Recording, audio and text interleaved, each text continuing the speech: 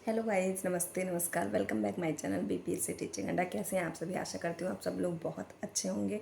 तो आज next video आप लोगों के लिए क्या है कि आपने ज्वाइन कर लिया। ज्वाइन करने के बाद या पहले आपको अपना अकाउंट कब खुलाना है, कहाँ पे खुलाना है और कैसे खुलाना है। अगर आपका नहीं खुला है तो क्या करना है, अगर आपका खुला है तो क्या करना है, इन सारे सवालों को जवाब आप मिलने वाले हैं इस वीडियो में। उसके पहले अगर आपने चैनल को सब्सक्राइब नहीं किया है तो सब्सक्राइब करना है एंड वीडियो को लाइक करना है, ठीक है।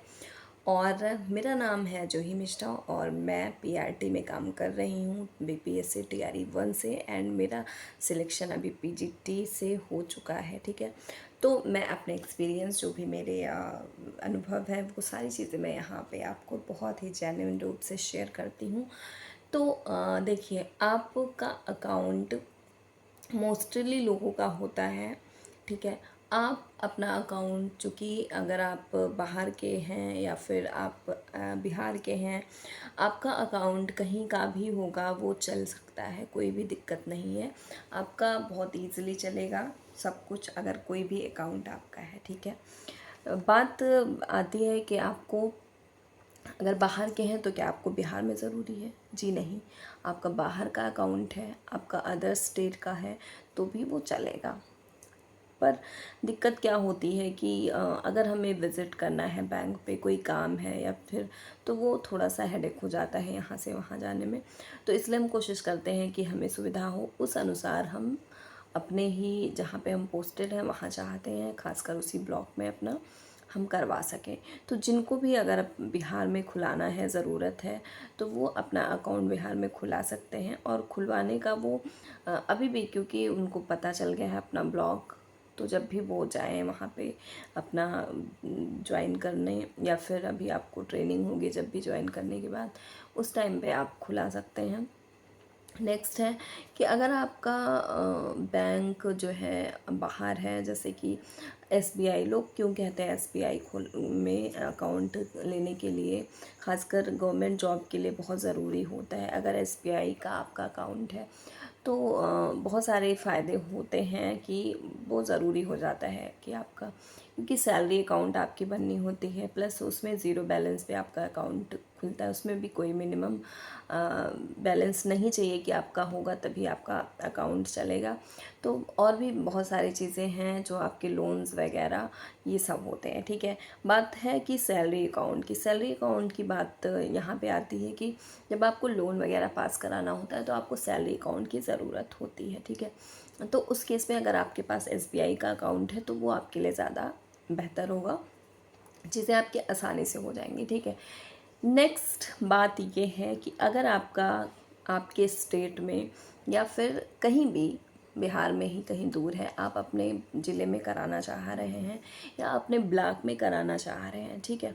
तो उस बात पे मैं बात करती हूँ कि मान लीजिए जैसे कि मेरा अकाउंट मेरे स्टेट में था, तो उस अकाउंट को ट्रांसफ़र बहुत ईज़िली से हम करा सकते हैं। अगर आपको वही अकाउंट, पुराना अकाउंट आपको अपनी जगह पे ट्रांसफ़र कराना है, जहाँ पे आप हैं कराना है, तो बहुत ही ईज़िली प्रोसेस है गाइस। आपको आप जाएंगे अपने नियर ब्रांच पे जहाँ भी आप पोस्टेड हैं, ठीक है।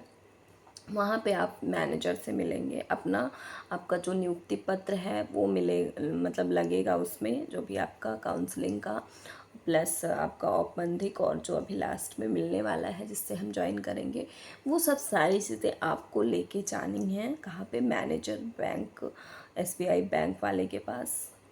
वहाँ पे बहुत अच्छे से गाइस ट्रीट होता है। आप देखेंगे कि जब आप एक गवर्नमेंट एम्प्लॉय हो जाते हैं और उसके पहले अगर कभी आपने बैंक पे विज़िट किया होगा, तो दोनों में बहुत ही अंतर हो जाता है। वो बैंक मैनेजर आपसे इतने अच्छे से ट्रीट करते हैं कि जैसे कि आप क्या हो गए हैं। तो ये है एक सरकारी जॉब का वो, तो आप जब वहाँ जाएंगे वो आपसे बहुत अच्छे से ट्रीट करेंगे, आपको चीज़ें समझाएंगे और आपको एक एप्लीकेशन वो खुद लिखवाएंगे कि आपको ऐसे लिखना है।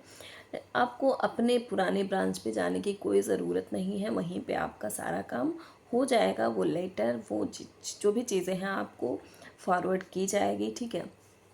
वो खुद उनका काम है मैनेजर का, वो कर लेंगे, मैनेजर टू मैनेजर ये काम हो जाता है और आपका उसी दिन आपका ट्रांसफ़र अकाउंट हो जाता है या फिर नेक्स्ट वर्किंग डे में आपका ट्रांसफ़र हो जाता है। तो गाइस ये बहुत ही इजी प्रोसेस है। अगर आप चाहते हैं कि आपका अपने स्टेट का ट्रांसफ़र यहाँ पे हो जाए तो वो बहुत इजी है। आप बस जो मैं कह रही हूँ SBI बैंक जाइए, वहाँ मैनेजर से मिलिए और आप अपना नियुक्ति पत्र दिखाइए, प्लस आधार कार्ड लगेगा। आपको एप्लीकेशन लिखेंगे कि मैं इस IFSC कोड से इस जगह से मैं यहाँ आना चाहता हूँ, ये हमारी परेशानी है। तो आपका काम हो जाना है, आपको पुराने ब्रांच पे विज़िट करने की कोई ज़रूरत नहीं पड़ती है। ठीक है, तो ये मेरा खुद का एक्सपीरियंस है, जो मैंने किया था वो मैं आपको शेयर कर रही हूँ। अगर आपको ऐसा करना है तो आप ये भी कर सकते हैं। ठीक है, और अगर आपको है कि नहीं मेरा पुराना ही चलना है, कहीं का भी है, आप वहाँ जा सकते हैं, विज़िट कर सकते हैं। ठीक है, पर मैं आपको ये सलाह दूँगी कि आप SBI में अगर आपका अकाउंट है तो आप उसको अगर ट्रांसफ़र करना चाहते हैं कराइए, नहीं तो अगर आपको अकाउंट खुलाना है तो आप नए अकाउंट अगर खुलवा ही रहे हैं तो आप SBI में खुलाएंगे। ठीक है, तो ये सब सारी चीज़ें थी अकाउंट के बारे में, और ये आप करना। फिर मिलते हैं नेक्स्ट सेशन में कि आपको प्रान नंबर क्या होता है, प्रान नंबर कैसे जनरेट होता है, ये सब सारी चीज़ें। ओके, तो नमस्ते नमस्कार। कोई भी अगर आपकी क्वेरी हो तो प्लीज़ कमेंट में कमेंट कर सकते हैं आप। ओके।